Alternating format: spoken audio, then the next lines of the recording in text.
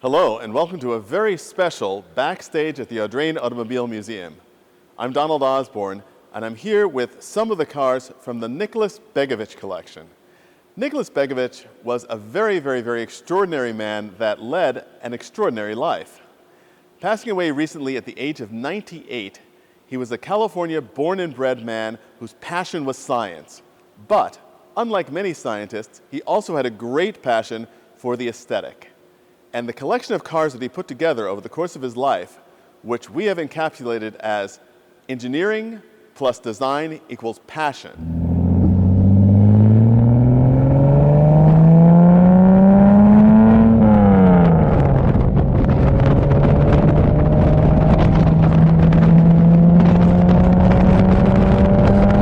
Of all the cars in the Nick Begovich collection, it is not surprising that he also owned this.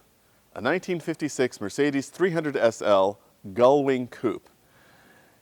Anyone who admires fine engineering would have to appreciate the Gullwing, and certainly Nick Begovich did.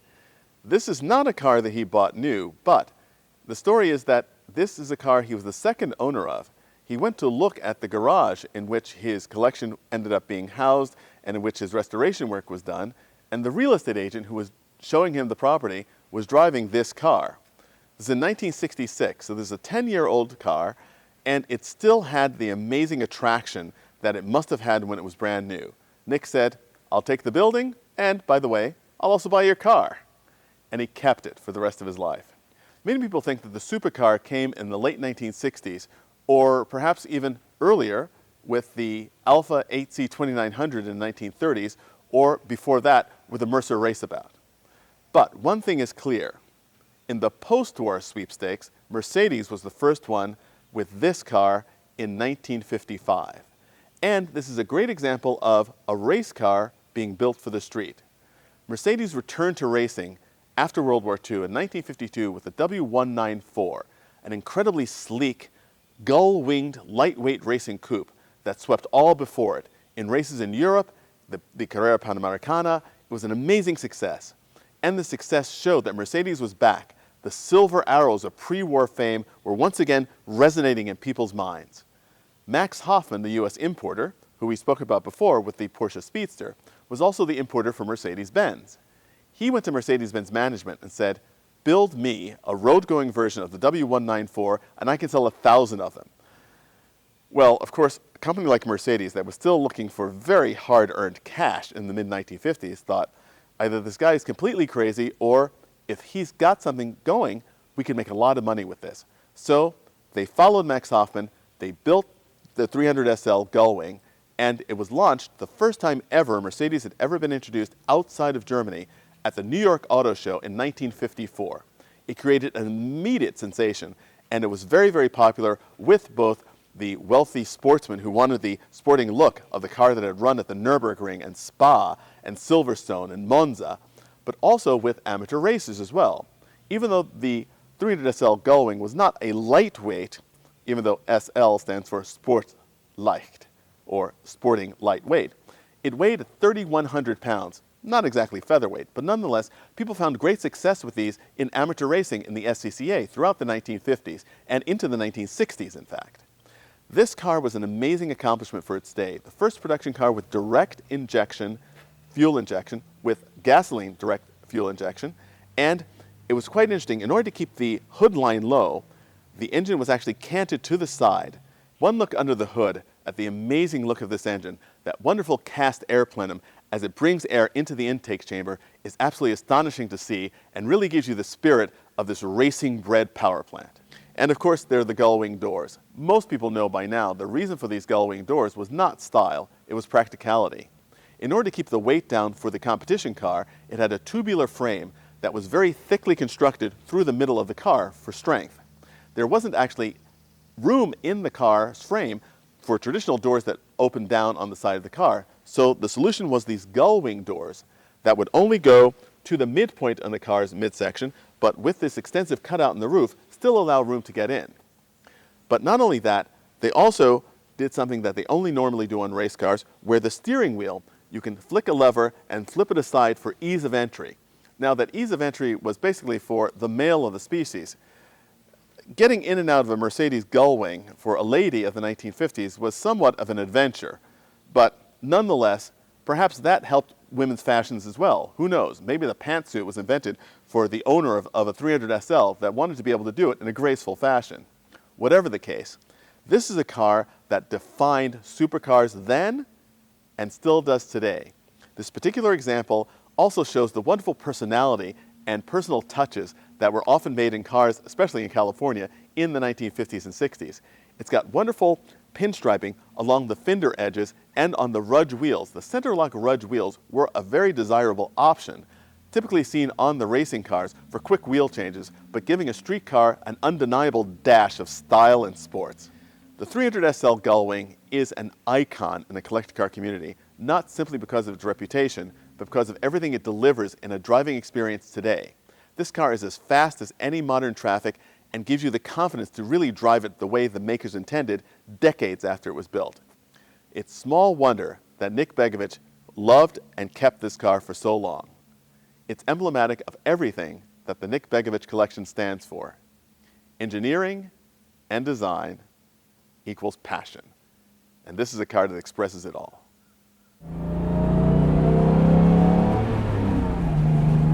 The driving experience. So what is it like? It is amazing. We're here in the Begovich 300 SL Gullwing, the first of the Begovich collection cars here at the Audrain to be recommissioned, brought back to vibrant life by our friends at Rare Drive in New Hampshire, who did a spectacular job in gently and appropriately recommissioning this car to preserve it exactly as it is. This is like a really well-maintained 10-year-old used car. And what a used car. The 300 SL astounds. Every time I get behind the wheel of one of these cars, there's just a grin on my face. So what is it that makes the 300 SL so rewarding to drive? There's so many factors. I mean, first and foremost, if you've watched other videos here on the Audrain YouTube channel, and I suggest you do, there's one in particular that I might refer you to, in which I drive a Ferrari Enzo. And I've driven all sorts of cars in the Audrain collections, from modern Porsches to Auto Bianchi, Bianchinas, all sorts of things. Pre-war cars, Bentleys, a Marmon. There's something about this car that I think probably comes closest in the more recent era to the Ferrari Enzo, because it's a car that reminds you at every moment what you're doing and where you are. And yet, it has reserves of power that are just astounding. When this car is introduced in 1954 and when it hit the streets in 1955, I cannot imagine what the reaction of drivers was like, because this was so far ahead of anything else that you might imagine in terms of power, road holding, build quality. Just an absolutely amazing, amazing piece of engineering and construction. And driving a 300 SL like this one, just a little bit of Walter Mitty kicks in. You know, I could easily imagine myself being John Fitch in a W194 in the Carrera Panamericana, or driving the 24 Hours of Nürburgring with Carl Kling. I mean, this is just an astonishing car. I know why so many people enjoy driving these on the Mille Miglia Storica, because it's like driving a modern sports car. The comfort, the performance is just effortless.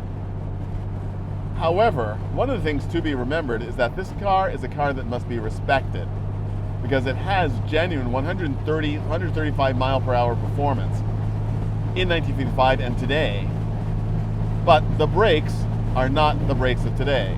They're very, very capable, very powerful, finned drum brakes that respond quite well with the right pedal pressure, but they're not the carbon ceramic multi-shoe brakes that people are used to in performance cars today.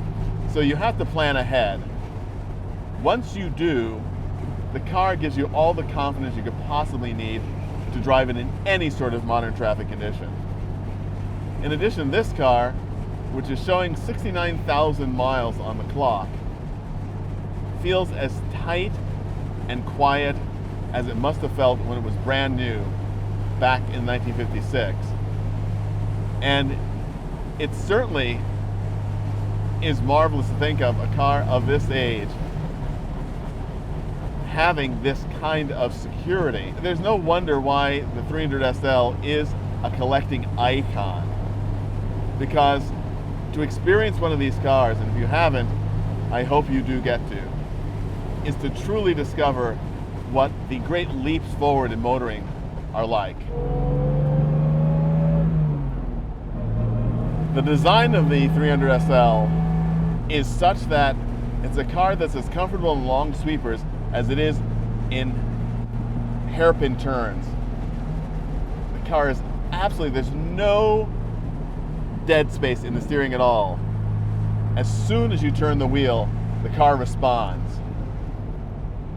It takes a set and just goes. It rewards a driver who can remember the basic tenets of good, fast driving.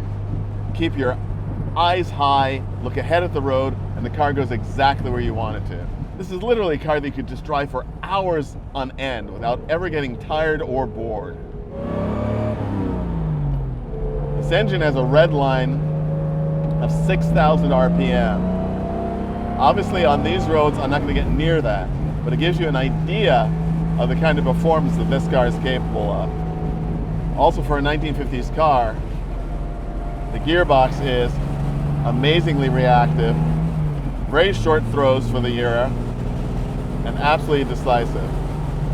An indication of the performance of this car can be plainly seen in the gauges in front of you. The speedometer is marked with indications for maximum speed in gears. First gear is good till 40 miles per hour, second until 70, and you shift out of third into top at 100. That's what this car does. It's not surprising at all that this car came into the Nick Begovich collection. And of course, this car will be featured in our upcoming exhibition at the Audrain Automobile Museum, Engineering plus Design equals Passion, the Nick Begovich collection. And this car just feeds the passion of a collector, the passion of an enthusiast. It takes you back and brings you forward at the same moment. It's an extraordinary achievement for Mercedes-Benz, an extraordinary part of what this collection is all about.